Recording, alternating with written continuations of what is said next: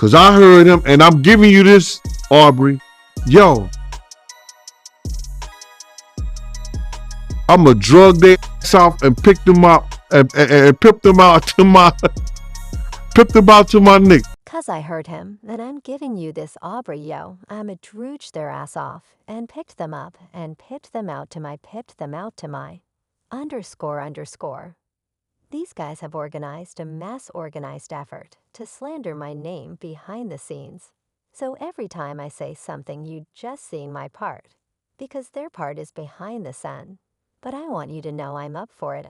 I'm up for it. I'm anointed for it. I'm anointed to dethrone evil. I want you to know that, well, it looks like Mason Betha brought some receipts to expose Diddy and JC for allegedly exploiting younger women and forcing them into their messed up club. Well, I swear, M is determined to take Diddy down once and for all.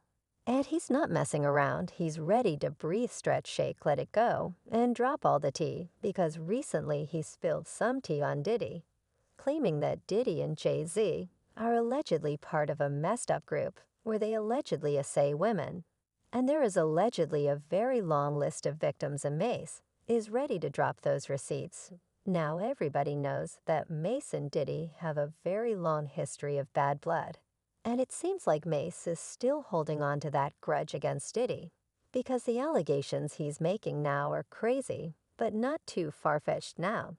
Did Diddy really pimp out his artist to be exploited by other rappers in the industry? And did Diddy's mom really help him hide this secret glove, yo? How dare this? __. Talk about he want receipts. Let's start with your mother. __.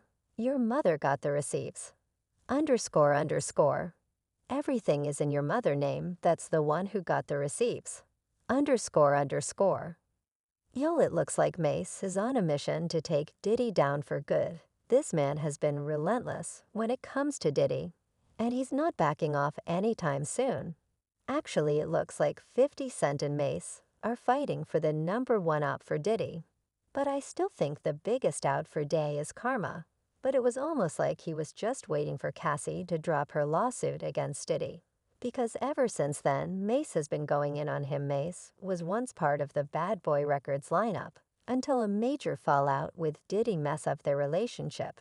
And he had some pretty blunt things to say about Mr. Diddy for years. He's been throwing shade at Diddy, and rumors have been swirling that there was more to their beef than anyone knew. It's clear that whatever went down between them was super messy, because they were going at each other fiercely.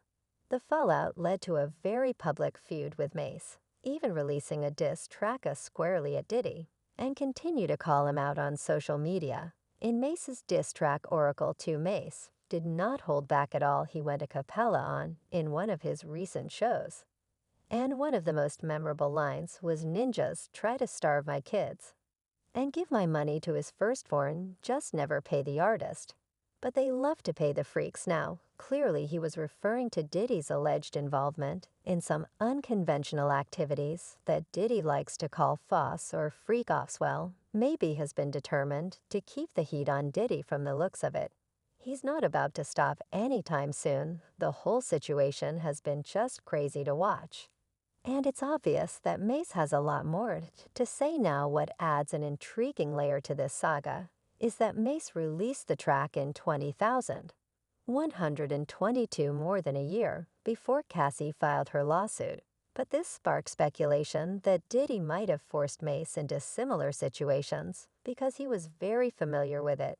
This isn't entirely far-fetched, though, considering the previous actions of Diddy's involvement in unconventional relationships with other rappers, including some within the Bad Boys Records crew.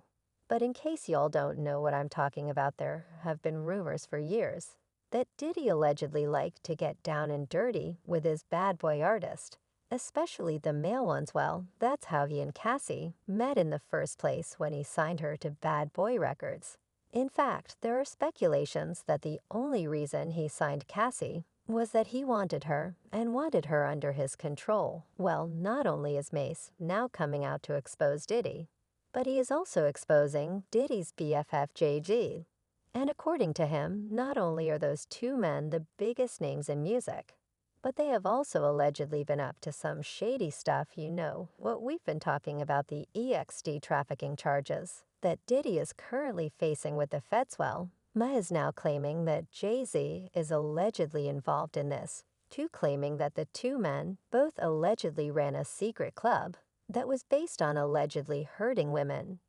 Now, like I said, Mace has made it clear that he has a personal vendetta against Diddy, and he is coming with years' worth of tea. According to Mace, Diddy and Jay-Z have been allegedly been up to this for a long time, since the early 2000s at least, when Diddy allegedly pimped out the members of his girl group Danny Decane.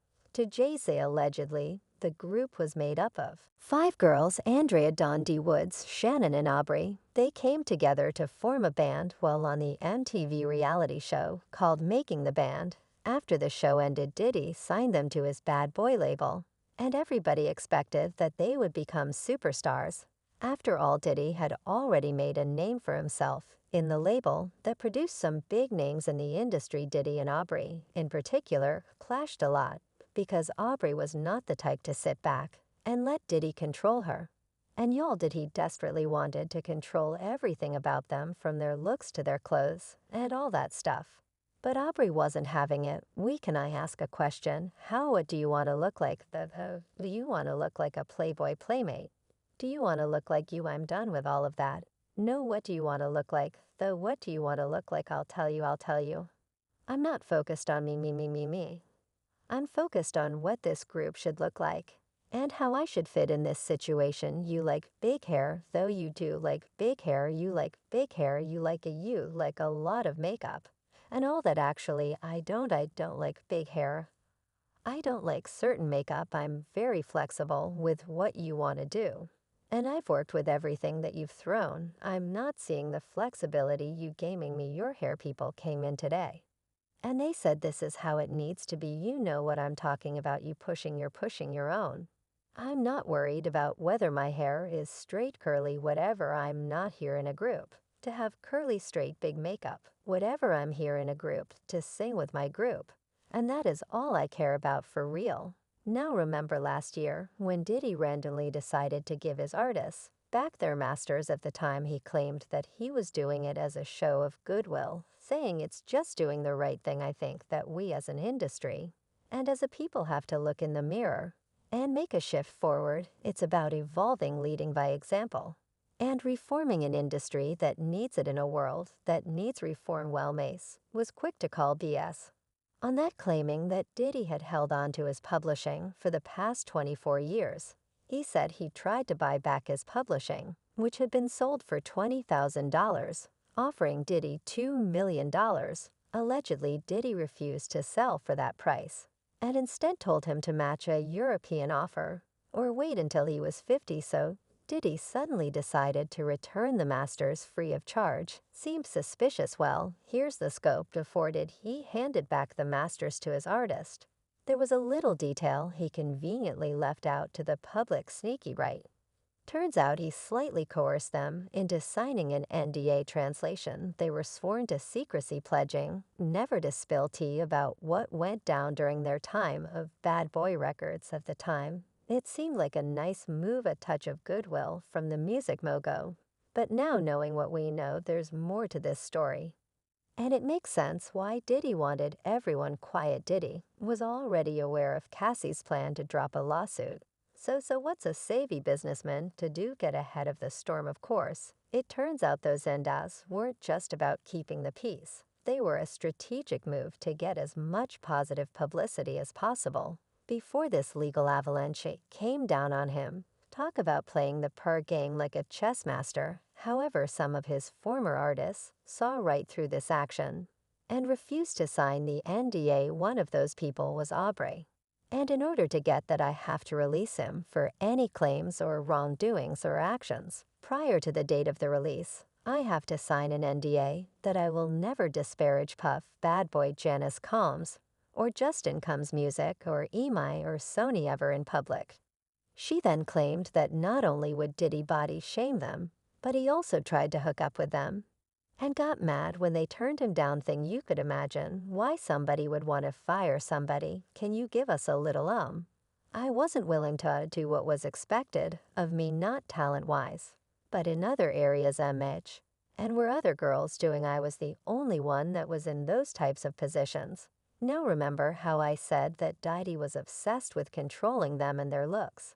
And all that, well, it turns out it wasn't just their public image. Allegedly, he was pimping them out to other men and wanted them to look good for the men he was giving them to his former bodyguard, Jen Dill. Spilled the tea on this, saying, Aubrey, he stood up there.